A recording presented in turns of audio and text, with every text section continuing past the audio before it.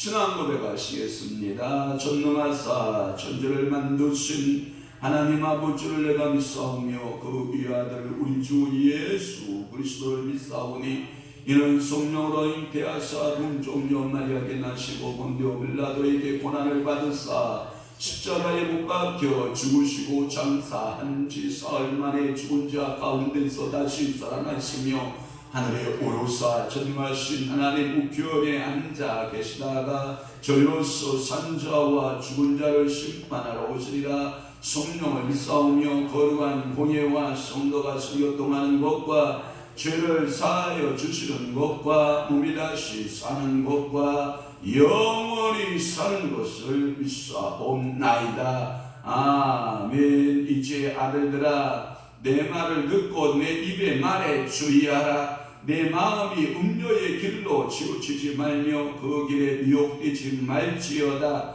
대저 그가 많은 사람을 성하여 엎드러지게 하였나니 그에게 죽은 자가 허다하니라. 그의 집은 소울의 길이라 사망의 방으로 내려가느니라. 그렇습니다. 오늘도 하나님 아버지 앞에 아들 되어진 저희들이 너무나도 유약하고 하나님의 말씀과 하나님의 규례와 하나님의 뜻대로 산다라고 하나 우리는 하나님 아버지여 너무나도 어리석은 모습이 많이 보여오니 주의 성령께서 오늘도 우리를 붙잡아 주시고 오늘도 성화의 과정 가운데서 성령께서 강력하게 개입하셔서 오늘도 우리가 아비의 법과 어미의 법을 따라서 순종할 수 있는 귀한 믿음의 성도들이 다 되도록 은혜 허락하여 주시옵소서. 하나님 우리의 심령 우리의 마음이 음료의 길로 치우치지 않게 하시고 우리의 심령이 미혹되지 않도록 성령님 붙잡아 주시되 하나님이여 밝은 믿음을 주시고 하나님 아버지여 저들의 눈을 열어 주셔서 분별할 수 있는 지혜자가 되도록 성령께서 내어나가여 주옵소서.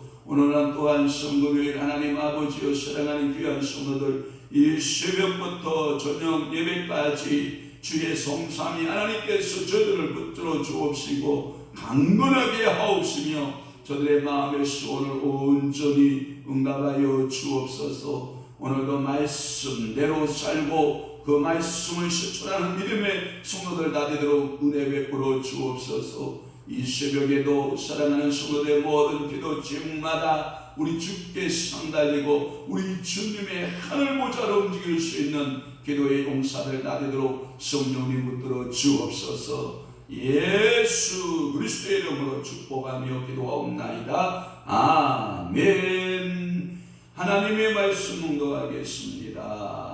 이사야 38장 15절 말씀부터 출발해서요 마지막 22절 말씀까지 우리 한 목소리로 합독하도록 하시겠습니다.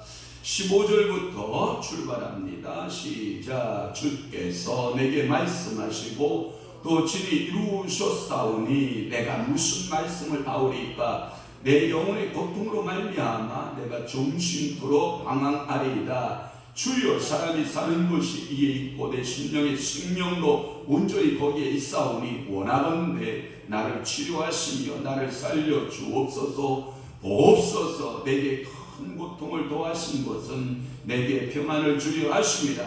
주께서 내 영혼을 사랑하사 멸망의 구덩이에서 건지셨고 내 모든 죄를 주의 등 뒤에 던지셨나이다. 수월이 주께 감사하지 못하며 사망이 주를 찬양하지 못하며 구덩이에 들어간 자가 주의 신실을 바라지 못하되 오직 산자 곧 산자는 오늘 내가 하는 것과 같이 주께 감사하며 주의 신실을 아버지가 그의 자녀에게 알게 하리이다. 여호와께서 나를 구원하시리니 우리가 정신토록 여호와의 손에서 수금으로 나의 노래를 노래하리로다. 이사야가 이르기를 한 뭉치 무화과를 가르다가 종초에 붙이면 왕이 나으리라 하였고 히스기야도 말하기를 내가 여호와의 전에 올라갈 징조가 무엇이냐 하였더라. 아멘.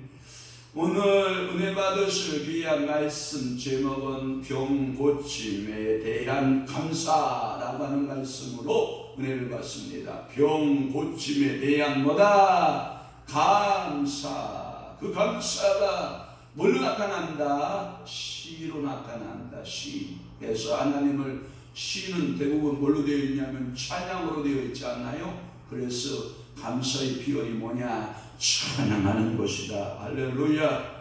오늘도 여러분 하루를 살아갈 때 여러분들이 오늘 좋은 것 선택하셨습니다.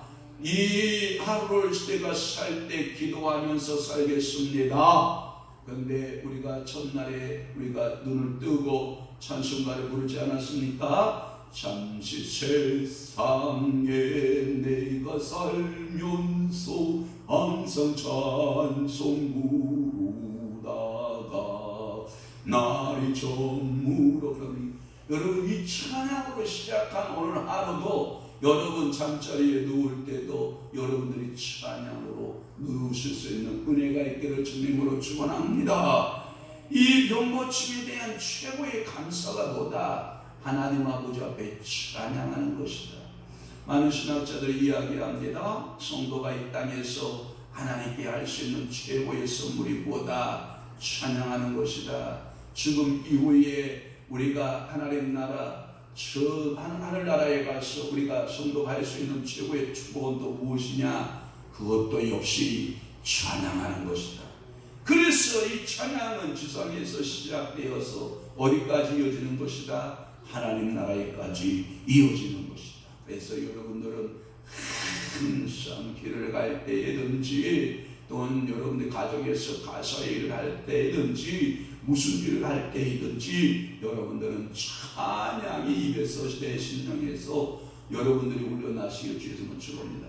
내 영혼의 그 깊은 데서 맑은 바람이 울려나네. 하늘 곡조가 언제나 흘러나와 내 영혼을 고이사네. 이러면서 여러분 오늘 하루도 여러분들이 찬양으로 인생을 여러분들 살아낼 수 있기를 주님으로 축원합니다. 오른손 영암에 잡으시고 또 증거구절 한번 읽어볼게요. 15절에 보면 주께서 내게 말씀하시고 또 친히라고 하는 말씀이 있어요. 주께서 내게 말씀하시고 또 친히 그렇게 말씀하고 있어요. 또 하나는 정심토록 방황한다라고 하는 의미가 있어요. 정심토록 방황하리이다 라고 하는 말씀이 있죠. 또한 16절에 보면 사람이 사는 것이 이에 있고 사람이 사는 목적을 알았다는 거예요. 그래서 사람이 사는 것이 이에 있고 17절 내게 큰 고통을 도와준 것은 내게 평안을 주려 하십니다. 그래서 고통 속에서 그 고통을 넘고 보니 나는 뭐였다? 평안한 삶을 이루어졌다. 그러면서 17절 그 부분에 보면 내 모든 죄를 주의 등 뒤에 던지셨나이다. 여러분 모든 죄를 등 뒤, 주님의 등 뒤로 던지시기를 주님을 축원합니다. 예, 기억한다, 기억하지 않는다, 기억하지 않으신다. 18절 소홀히 주께 감사하지 못하며 또 하나 19절 오직 산자와 곧 산자는 여러분들은 살아있는 자입니다. 20절 우리가 정심토록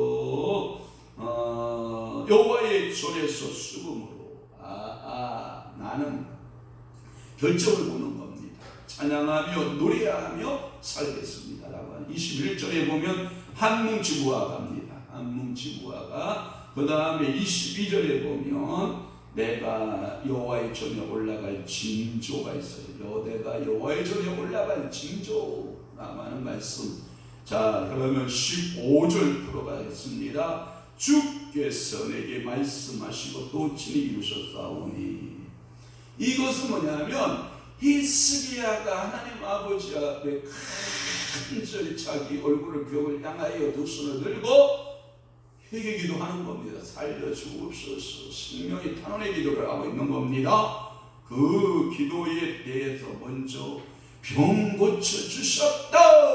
누구를 통한 선언? 이사야 선지자를 통한 선언을 들으니까 그가 주께서 내게 말씀하시고 또 친히 이루셨다. 그것은 내가 15년 연장 받은 것은 내가 의지가 아니라 하나님의 의지였다 이렇게 보는 거예요. 하나님의 뜻이었다 이렇게 보는 거예요. 그래서 하나님이 그의 기도 2절과 3절에 나오죠. 그의 기도를 들으시고 응답하사 병을 고쳐주시는 것을 말씀하고 있어요. 그래서 히스기야가 얼굴을 벽으로 향하여 여호와께 기도하여 이르되 여호와여 구하오니 내가 주 앞에서 진실과 전심으로 행하며 주의 목전에서 선하게 행한 것을 기억하옵소서 하고 히스기야가 심히 통곡했다라고 하는 말씀이 있어요. 거기에 대한 하나님의 응답이 5절에서 8절에 떨어졌는데 너는 가서 히스기야 이르기를 내 조상 다윗의 하나님 여호와께서 이같이 말씀하시기를 내가 네 기도를 들었고 내 눈물을 보았노라. 내가 내 수완에 15년을 더하고 8절 말씀까지 그 기도에 이사야 선지자를 통해서 응답하신 내용들이에요. 그런데 참 난제인데요. 여기에 보면 그렇게 기도의 응답을 받았는데 15절 끝부분에 보면 내가 정심토록 방황하리이다 라는 말을 썼어요. 도대체 이렇게 그 고통 가운데서 그 치유함을 받았으면 하나님께서 그 이루신 그 역사가 체험했으면 왜 그가 그렇게 정신토록 방황하게 되느냐. 그래서 제가 다른 번역판을 찾아봤잖아요. 다른 번역본을 찾아보니까 뭐라고 되어 있냐면 이렇게 되어 있더라고요. 한글판 성경에 우리 예전 성경에 보면 내가 정신토록 가끔히 행하리이다 이렇게 되어 있어요. 가끔히 행한다라는 표현을 썼어요. 자 그러면 그 세주문 성경, 여기 지우연 교수가 번역한 세주문 성경에 보면 뭐라고 되어 있냐면 이렇게 번역이 되어 있어요. 그가 나에게 말씀하셨고 또한 몸소 행하셨으니 내가 무슨 말을 하겠습니까? 내가 고생하는 사이에 내 모든 세월은 흘러싸움이나이다 라고 하는, 그렇게 번역이 되어 있어요. 그러니까 성경학자, 구약의 성경학자 중에서 가장 우리에게 익숙한 성경학자가 텔리츠인데, 텔리츠는 뭐라고 말하고 있냐면 내가 정신토록 자중하면서 조용히 행하며 살겠습니다, 이렇게 번역이 되어 있어요. 또 하나 구약의 성서학자였던 체인이라고 하는 신학자는 뭐라고 되어 있냐면 내가 정신토록 평안히 행하리니, 이렇게 조용히, 영원히, 또는 가끔히, 또는 정신토록, 뭐 이런 여러 가지 방황, 이런 말을 쓴 것은 뭐냐면 이렇게 결론은 똑같은 결론을 낸 거예요. 뭐냐? 우리 인생에게 고난이라고 하는 것을 준다. 그런데 이 고난이 하나님이 온 마음이 아니다. 이때 여러분 큰 소리로 아멘 하셔야 돼요. 우리 인생에 하나님 아버지께서 가끔 뭘 허락하시되, 고난을 허락하시되 그 고난이 목적이 아니라 하나님께서 여러분들에게 평안을 주시고 여러분들에게 하나님의 행하신 일들을 바라보고 하나님의 역사를 바라보도록 주시는 의례적 사건의 모습이다. 아멘. 우리는 그렇게 이해하는 거예요. 그러니까 병중에서는 그 고통이 심하였으나 그 고통으로 인하여 나는 조용히, 나는 그리고 평안히, 나는 그리고 가끔히 주님을 바라보겠나이다. 할렐루야. 여러분들에게 이런 은혜와 은사가 열려지기를 주님으로 축원합니다. 하나님의 역사를 체험하는 모든 믿음의 성도 되시기를 주님으로 축원합니다. 그 다음에 16절을 보면 이런 거예요. 주여 사람이 사는 것이 이에 있고 라고 하는 표현이 있어요.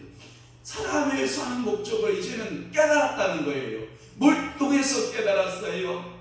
고난을 통해서 깨달았다는 거예요. 히스기야가 참 지혜자인 거예요. 39세에 이것을 깨달았다라고 하면 제가 설교 준비하면서 부럽다, 나는 39세에 뭐 했는가 라고 생각해 보면 정말 철부지 없는 목사였거든요. 물론 성도도 많았고 부동산도 엄청 많이 사가지고 이때 40대 정도는 뭐 세상이 뭐 다 자기 뜻대로 되는 줄 알았겠죠. 그럼에도 불구하고 참 철없었다, 철부지같이 살았다. 그런데 히스기야에게는 이 은혜를 하나님이 베풀어 주신 거예요. 여러분 39세 때 뭐 하셨소? 저한테 치근한 눈빛으로 그렇게 보내지 마시고 내 39세는 뭐 했는가를 한번 생각해 보시오.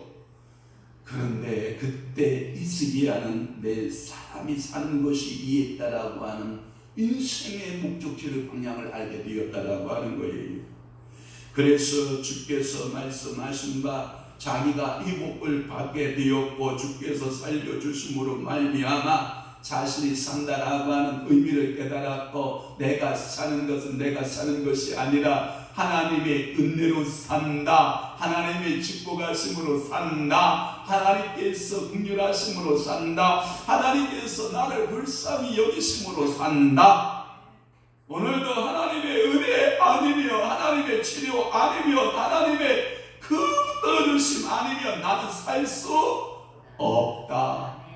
여러분 이런 아름다운 고백을 히스기야가 하고 있는 줄로 믿습니다. 생명을 되찾으리게 하옵소서. 내게 이렇게 살려주옵소서. 하나님 내 모든 삶은 제가 항상 여러분들한테 생사찬탈권 말했죠. 생사화복의 찬탈권을 누가 갖고 계시다? 만군의 여호와 하나님께서 갖고 계시다. 아멘. 또 하나 17절 말씀에 보면 내게 큰 고통을 도하신 것은 내게 평안을 주려 하십니다.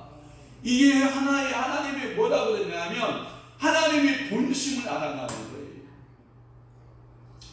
참 자녀가 부모의 본심을 아는 것도 어떻게 보면 큰 행복이고 축복입니다. 그런데 대부분의 자녀들이 부모의 본심을 잘 못 읽어요. 그 부모님의 마음의 원함의 본심을 읽을 수 있는 자녀는요, 효자예요. 대부분 효자 효녀들이에요. 그런데 그 부모의 마음의 본심을 못 읽어요. 다시 말해서 여러분, 백성은 지도자의 마음을 못 읽어요. 또 하나, 지도자는 백성의 마음을 못 읽어요. 이게 가정에 또는 나라에, 교회도 마찬가지예요. 주회중의 마음이 있고 성도의 마음이 있는데, 주회중의 마음을 성도들이 읽을 수 있고 성도의 마음을 주회중이 읽을 수 있으면 그런 교회는 참으로 행복한 교회예요. 그런데 못 읽어요. 남편의 마음, 아내의 마음이 읽어지지 않는 거예요. 그런데 이 시기가 이제 읽어지기 시작해요. 누구의 마음을 읽어지기 시작해요? 아버지의 마음을 읽어지기 시작해요. 이걸 보고 우리는 뭐라 그러는지 알아요?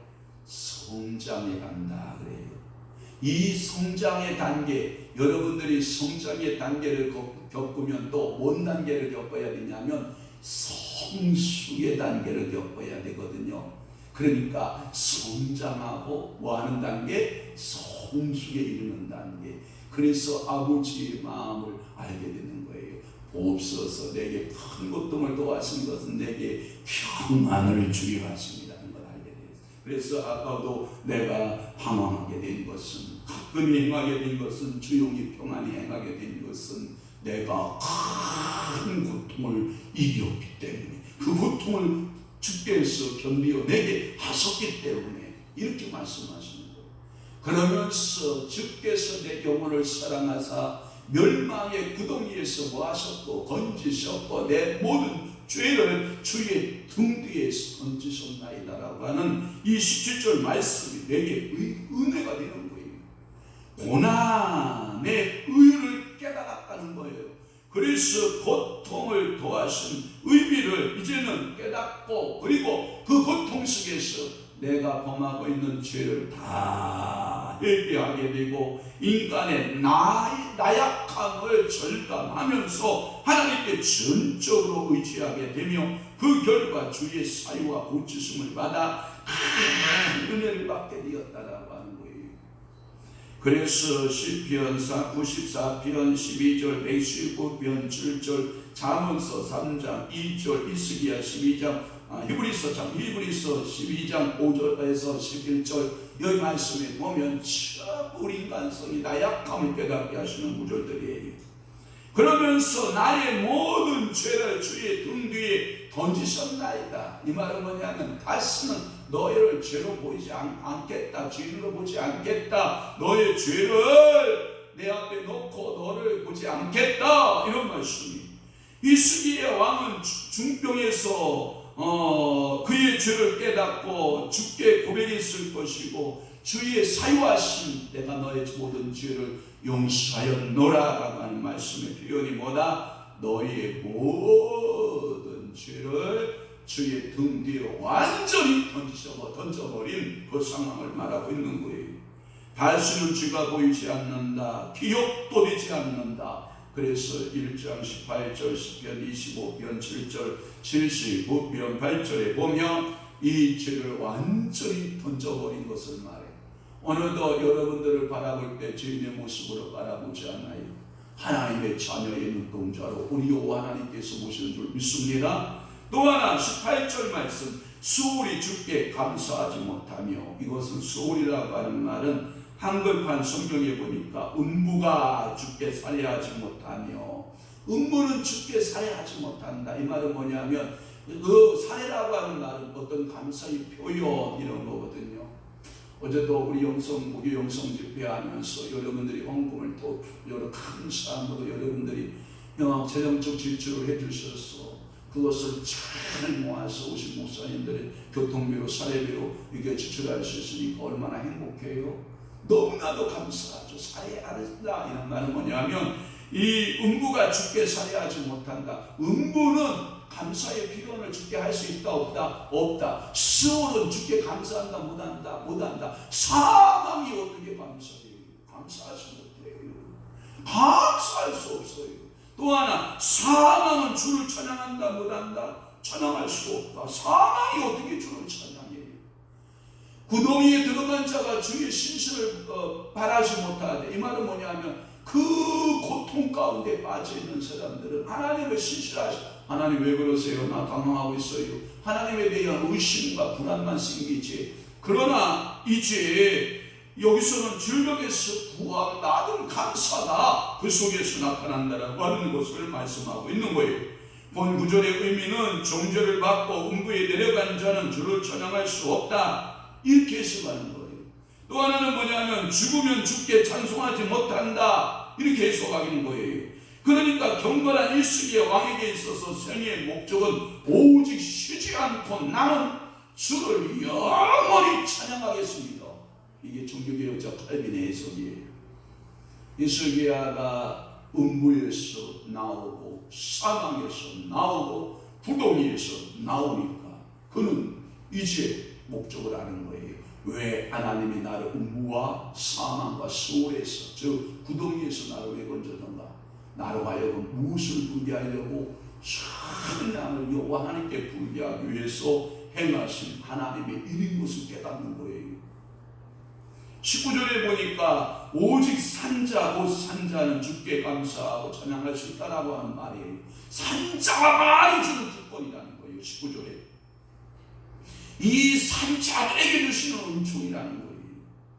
즉 아버지가 그의 자녀에게, 즉 살아있는 자의 둘째 목적은 이것은 자녀들에게 주의 신실하심에 대하여 가르친다라고 하는 거예요. 그런데 재밌는 것은 뭐냐면 이때 히스기야가 고침을 받았을 때 자녀가 있어요, 없어요? 없잖아요. 39세의 자녀가 없다고요. 그런데 히스기야가 내가 이거 주의 자녀에게 뭘 가르치겠냐, 이 말의 의미는 뭐냐면 주님 나에게 자녀도 주시면 이거예요. 주님 나에게 자녀를 허락하시면 내가 이것을 자녀에게 내 경험담을 말하고 가르치겠습니다, 이런 뜻을 가지고 있다라고 하는 거예요.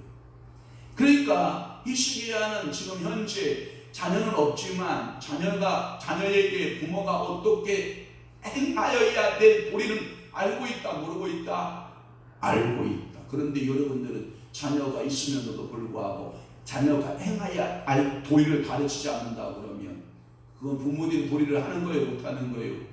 못하는 거예요. 자녀가 아직 이 시기에는 없어요. 없음에도 불구하고 나는 이제 내 자녀가 태어나면 아버지로서 주의 신실하심을, 하나님의 역사하시는 그 신실하심을 우리 자녀들에게 나는 가르치겠습니다.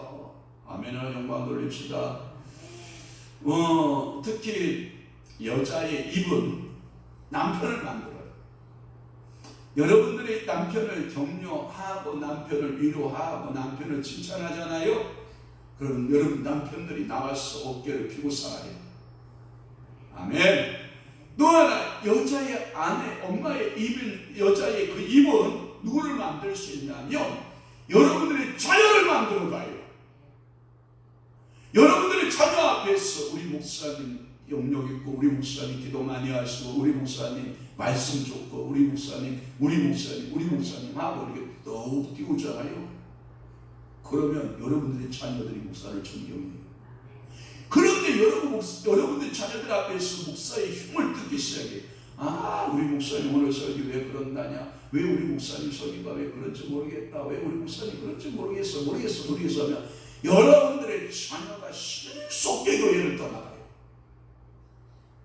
그래서 여성의 입, 특히 여러분 여자의 입, 아내의 입은 여러분들의 남편을 세우고 여러분들의 자녀를 세우는데, 그래서 여러분들이 바가지를 끄면 안 돼요. 여러분들은 무릎 꿇어야 돼요. 하나님 앞에 기도해야 돼요.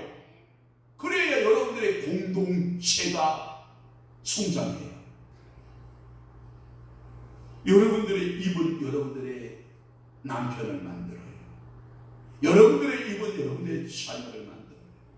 좀 더 나가서 여러분들의 입은 교회를 만들어요. 그래서 여러분들이 교회를 신선하고 교회가 부흥하는 아름다운 교회 되시길 주님을 축복합니다. 그래서 20절의 말씀에 보면 또 우리가 정식으로 여호와의 전에서 수금으로 나의 노래를 부르겠다라고 하는 거예요. 여러분 고침받은 자 인생에서 최고의 인생의 축복이 뭐냐? 하나님을 찬양하고 하나님을 구원하시며 노래하고 그 구원에 감격하여 하나님 앞에 노래하고, 그것도 수금이라고 하는 말은 지금으로만 기타치며 노래하는 거예요. 하나님, 나의 구원이, 나의 반석, 나의 산성이 되신 하나님, 내 같은 나 같은 죄인을 살리신 하나님, 내가 주님 앞에 참여된 것이 너무나도 감격스럽고 은혜스럽습니다라고 하는 그 찬양을, 그래서 병에서 회복된 히스기야의 이것을 가지고 제가 참고서 찾아보니까 이상돈 박사가 뭐라고 주석을 붙여놨냐면 이렇게 붙여놨어요. 거룩한 작전이 시작됐다는 거예요. 오늘도 여러분들에게 새해 들으면서 거룩한 작전들이 시작됐을 거예요. 내가 올해 성경 통도 나는 10도 간다, 12도 간다, 15도 간다, 7도 간다, 8도 간다. 목표가 성경의 거룩한 작전이 시작됐어요. 내가 올해의 하루의 기도량은 1시간 한다, 2시간 한다, 3시간 한다라고 내 마음에 거룩한 작정을 하고 있는 거예요. 내가 이 새해 들어서는 수요 예배 나온다, 금요 예배 나온다, 새벽 예배 나온다. 이 거룩한 작정들이 있을 거예요. 여러분, 이 거룩한 작정은 하나님께서 여러분들에게 주는 부담이에요. 하나님이 여러분들을 이끌어가기 위한 부담이에요. 그런데 결국은 누구를 위한 거였어요? 히스기야를 위한 거 아니에요. 그 말의 의미는 나를 위한 거예요. 나를 위한 거. 하나님은 역대하 29장 30절 말씀에 보면 히스기야의 거룩한 이 작정은 질병 이전에 체험한 그는 더욱 확고한, 그 다음에 심령이 굳은 확신 가운데 거하게 되었다라. 한번 봅시다. 시작. 히스기야 왕이 그들과 더불어 레이스 사람을 명령하여 다윗과 선견자 아삽의 시로 여호와를 찬송하게 하며 그들이 즐거운 마음으로 찬송하고 몸을 굽혀 예배하니라.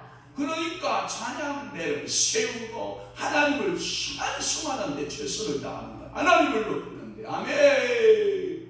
그러니까 우리 교회에도 찬양대가 많으면 좋죠, 그죠? 그런데 이게 또 찬양대가 많으면 서로 징탈전이 벌어진다. 찬양도 조금만 잘하는 사람 오면 이 찬양대로 오라, 저 찬양대로 오라, 저리 가라, 이리 가라, 막 이게요, 이게 쉽지 않아요. 그러나 하나님 앞에 찬양할 수만 있다면 좋은 거예요. 아멘.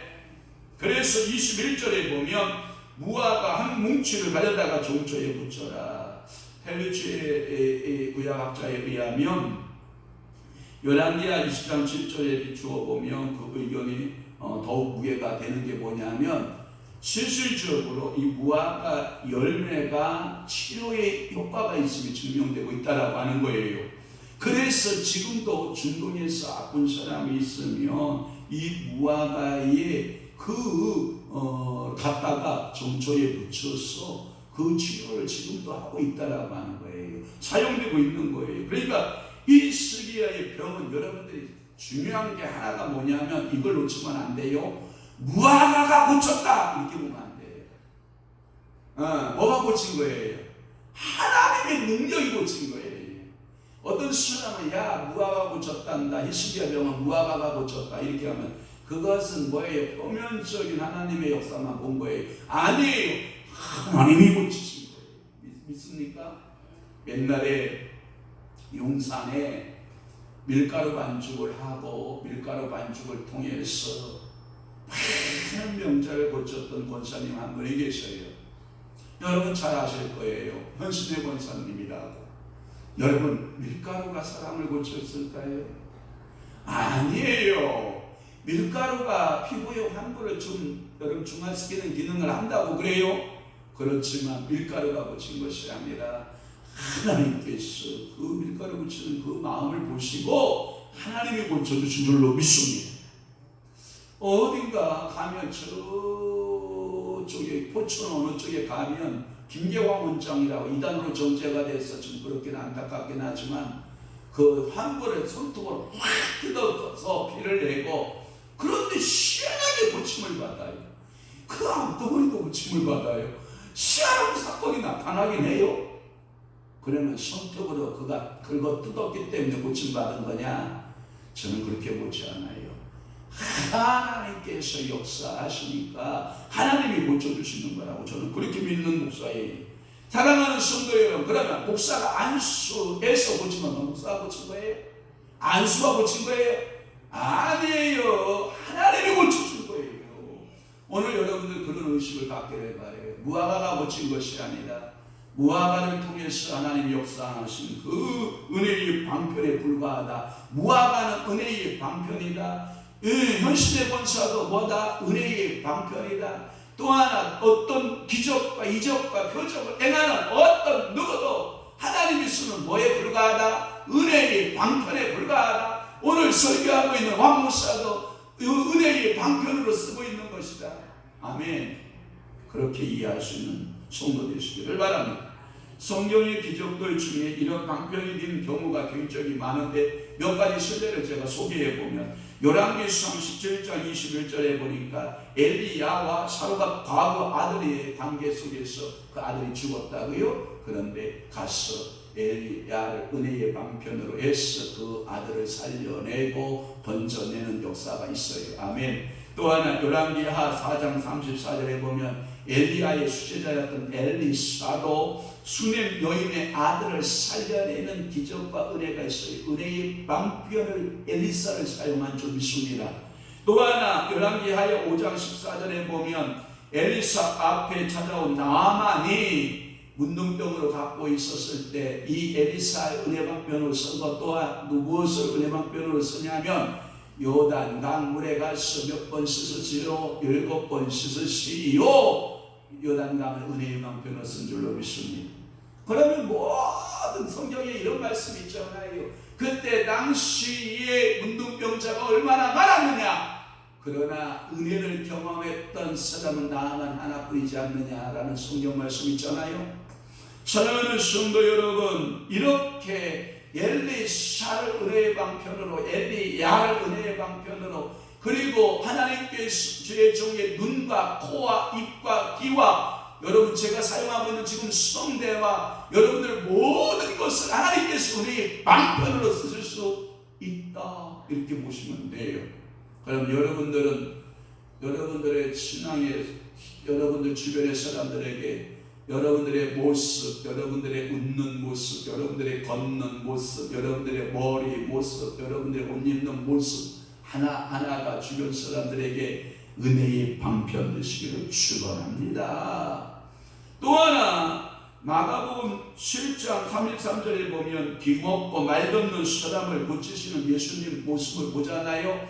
예수님께서 은혜의 방편으로 당신이 사용되어지는 줄로 믿습니다. 아멘. 하나님이신 예수님을 도구 삼으셔서 그 예수를 통해서 그 기적의 역사를 나타내요. 또 하나 요한복음 9장 6절의 말씀에 보면 날 때부터 맹인된 사람을 고칠 때에도 뭐라고 했냐면 그 흙을 뱉어 흙에 뱉으시고 이겨서 눈에 발라주면서 실로한 모세가 더 씻으라. 예수님은 침을 사용하시고 흙을 사용하시고 또 하나 실로한 무술 은혜의 방편 삼으셔서 고치시는 역사가 있습니다. 오늘도 하나님께서 은혜의 방편으로 모든 것을 사용하실 수 있다는 가능성을 여러분 열어놓으시기를 축원합니다. 마지막으로 22절에 보면 내가 여호와의 전에 올라갈 징조가 무엇이냐 하였더라라고 할 때 여호와의 전에 올라가 경배하고 찬양하고 이스기야는 이제 항상 여호와의 전 중심의 인생을 사는 거예요. 예, 여러분들도 여러분 이 새벽 재단부터 여호와의 전 중심으로 살고자 이 새벽 주일을 뚫고 나오는 거 아닙니까? 하나님께서 칼빈이 이렇게 말하는 거예요. 그래서 그는 병고침을 받자 주의 전에 올라가고자 하는 것이다. 그것은 너무나도 감격한 이 인간으로서 이 시기야가 인간으로서 고침받은 자의 그 모습으로서 하나님의 하신 일에 대한 화답이다. 그러니까 오늘도 여러분 하나님이 나를 사랑하시고 나를 구원하시고 나를 하나님 자녀 삼으신 화답이 뭐예요? 기도하는 겁니다. 오늘도 찬양하는 것입니다. 나의 화답은 뭐예요? 예배하는 것입니다. 오늘 하루도 여러분들이 기쁨으로 살아가는 겁니다. 쭈글쭈글쭈글쭈글해져서 살아가는 게 아니라 활짝 피고 여러분들이 세상을 향해서 교하고 세상을 향해서 여러분들의 기쁜 삶을 하루를 화이팅하면서 살아내는 역사 있기를 주님을 축원합니다. 한번 살아봐야 될 거 아닙니까? 기도해 봐야 될 거 아닙니까? 찬양해 봐야 되는 거 아닙니까? 말씀 통독하시는 거 아닙니까? 예배 중심으로 사는 거 아닙니까? 오늘 방송 설교 듣는 모든 분들에게 히스기야에게 임했던 그 찬양의 은혜와 감사의 시의 그 은혜가 넘쳐난 것처럼 여러분들의 가정도 섬기는 교회도 넘쳐나기를 주님으로 축복합니다. 기도하겠습니다. 좋으신 아버지 하나님, 히스기야는 병고침에 대한 감사가 있었나이다. 오늘도 우리의 삶에 늘 감사의 삶이 넘쳐나게 하여 주옵소서. 이제는 우리 주 예수 그리스도의 은혜와 하나님 아버지의 만국하신 사랑하심과 성령님의 강화 교통 내주유 역사 충만하심이 오늘도 감사하며 찬양하며 믿음으로 살아내기로 결심하는 사랑하는 귀한 성도들 심령 위에와 교회 위에 이제부터 영원토록 함께 있을지어다. 아멘.